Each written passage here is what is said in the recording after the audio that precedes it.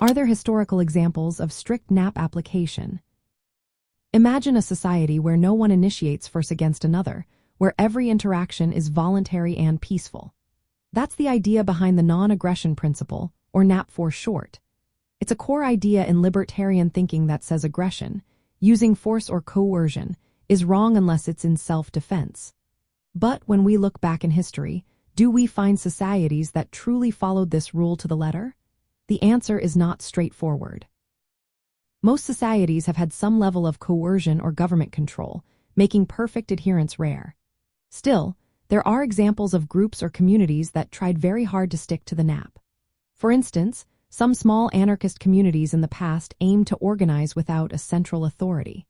They relied on voluntary contracts and peaceful dispute resolution. These communities often tried to avoid any form of violence or force, focusing on mutual consent. Certain indigenous tribes also come to mind. Many of these groups emphasized peaceful interactions and consensual agreements within their communities. They avoided violence unless absolutely necessary for survival or defense. While these societies didn't formalize the NAP as a written rule, their practices reflected its principles. Nonviolent protests, like sit-ins during the civil rights movement, also show a practical application. Protesters entered spaces they didn't own, knowing they might be removed. They did not initiate force, they simply refused to resist when force was used against them. This form of peaceful resistance aligns with the NAP's idea of non-aggression.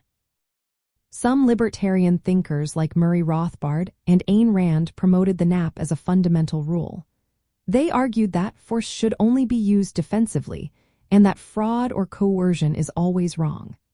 Their writings reflected a strict view of non-aggression, even if society as a whole has not followed it perfectly. In real life, applying the NAP strictly is difficult. Property rights can be tricky, especially when trespassers are involved.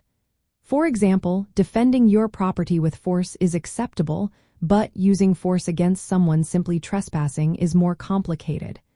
Usually, non-aggressive methods like restitution or blocking are preferred. Overall, perfect adherence to the NAP has not been common historically. Societies tend to involve some level of coercion or government enforcement. But the idea remains a guiding principle for libertarians, encouraging voluntary and peaceful interactions. It's a standard to aim for, even if no society has fully achieved it.